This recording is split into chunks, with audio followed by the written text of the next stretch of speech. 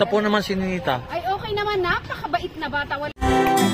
Lalong ma-challenge ngayon si Ninita dahil nahiwalay na ng room kina Mylene at Nea kasi nga, high school na si Mylene at siya ay nasa elementary pa. Isang mapagpalang araw po muli, ito na naman ang inyong lingkod Jan's Cute Vlog na magbibigay mixing reaction video at panoorin ang kabuuan ng video na ito sa channel ni Tito Herns. Subscribe po natin ang kanyang channel. Salamat po ng marami.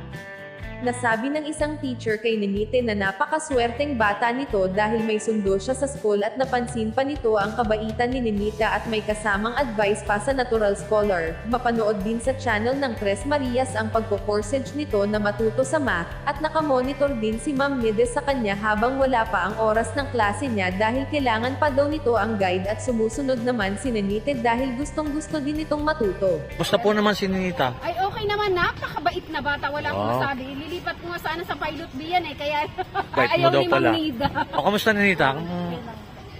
Hindi ka na ba naiinip? Hindi ka nalulungkot? Kasi wala si Mylene? Nalungkot ka? Special si Ninita. Ayan, special ka. May Ayan. hatid sundo. Ng Kaya- kotse. kaya naman. Kaya pag-igihin mo yung pag-aaral mo, ha? Oo, yeah.